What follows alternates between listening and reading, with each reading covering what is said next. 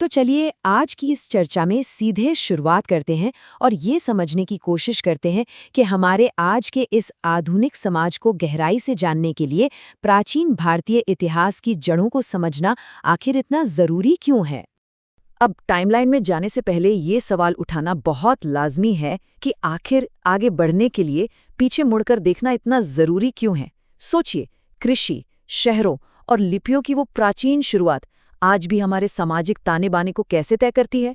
बिल्कुल वैसे ही जैसे एक डॉक्टर किसी भी बीमारी के इलाज से पहले मरीज की मेडिकल हिस्ट्री को समझता है, ठीक उसी तरह हमारी वर्तमान सभ्यता को पूरी तरह समझने के लिए अपने अतीत की ओर देखना सबसे अहम कदम है।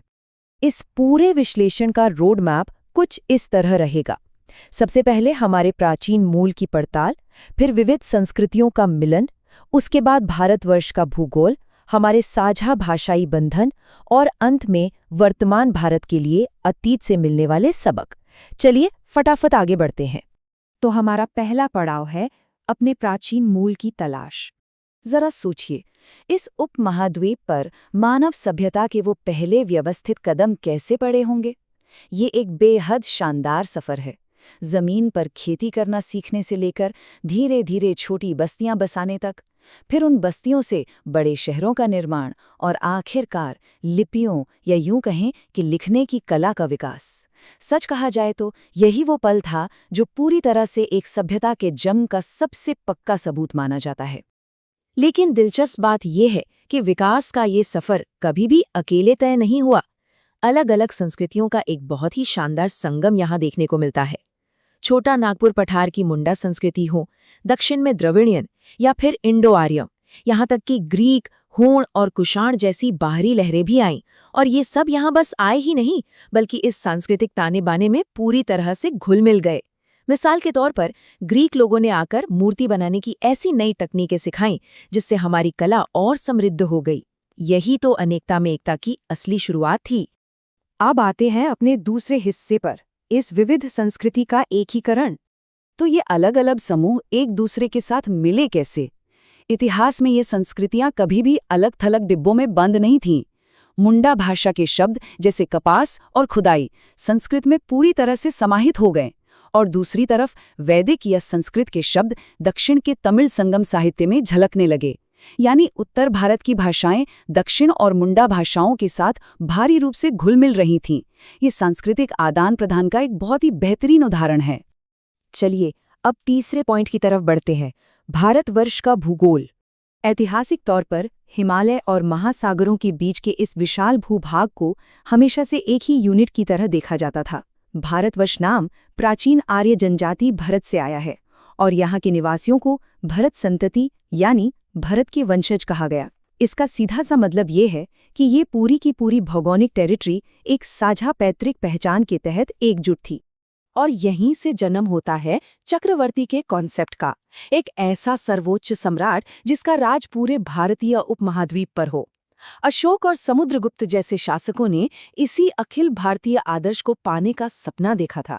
मजेदार बात तो यह है कि जब राज्य बटे हुए भी थे, जैसे उत्तर में राजा हर्ष और दक्षिण में राजा पुलकेशिन, तब भी उन्हें यह बखूबी पता था कि वो एक ही भौगोलिक उपमहाद्वीप के दो हिस्से हैं। इस उपमहाद्वीप के नामों का विकास भी काफी मजेदार है।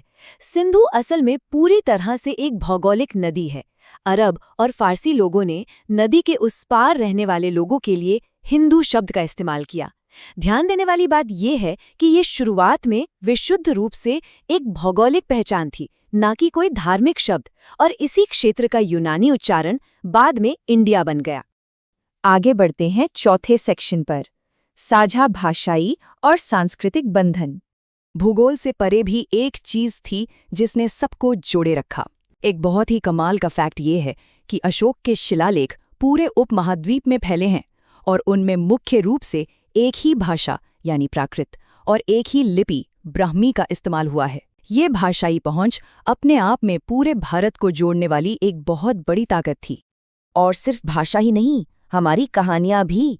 रामायण और महाभारत जैसे महाकाव्य उत्तर से चलकर दक्षिण तक पहुंचे। जैसे महाबलीपुरम के पल्लव मंदिरों की वास्तुकला में उनकी झलक दिखती है। और ये सिलसिला यही नहीं रुका। ये कहानियां दक्षिण पूर्व एशिया जैसे इंडोनेशिया और वियतनाम तक गईं, इन कथाओं ने स्थानीय भाषाओं में ढलकर पूरे समाज की कल्पना को एक सूत्र में बांधने का काम किया। अब आते हैं आज के आखिरी और शायद सबसे जरूरी हिस्से पर, वर्तमान भारत के लिए अतीत के सबक। देखिए, हम अतीत का कितना भी महिमा मंडन कर लें, हमें कुछ कठोर ऐतिहासिक सच्चाइयों को निष्पक्ष रूप से देखना ही होगा। वर्ण या जाति व्यवस्था के बनने से समाज बटा, जिससे आज तक भेदभाव और अस्पृश्यता जैसी परेशानियां कायम हैं। शूद्रों और महिलाओं को वेदों या जनेऊ से दूर रखने ने मानवीय श्रम और गरिमा को कमजोर किया, और महिलाओं की शिक्षा पर रोक लगाने का ही नतीजा है कि आज भी समाज में महिला सशक्तिकरण के लिए संघर्ष जारी है। इसलिए यहाँ सबसे बड़ा टेकअवे ये है कि प्राचीन काल में जो सामाजिक विखंडन पैदा हुआ, वो हमें याद दिलाता है कि आज के दौर में सिर्फ आधुनिक तकनीकी प्रगति ही काफ़ी नहीं है, उसे सच्चे सामाजिक न्याय के साथ जोड़ा जाना चाहिए। अगर आज के क्षेत्रीय और सामाजिक विभाजनों को सुलझाना है, तो इस ऐतिहासिक जागरूकता से बड़ा कोई हथियार नहीं हो सकता। तो आखिर में इस विचार के साथ हम आज की इस चर्चा को विराम देते हैं। अगर हम अपने इतिहास की इन गलतियों को नज़रअंदाज कर देंगे, तो हम एक न्यायसंगत और समान भविष्य का निर्माण कैसे कर पाएंगे? एक बेहतर कल बनाने के लिए हमें अपने अतीत की उस अद्भुत सांस्कृतिक एकता और उन त्रुटिपूर्ण सामाजिक पदानुक्रमों दोनों को खुले तौर पर समझना और स्वीकार करना होगा। इस सफ़र में हमारे साथ जुड़े रहने के लिए बहुत बहुत शुक्रिया।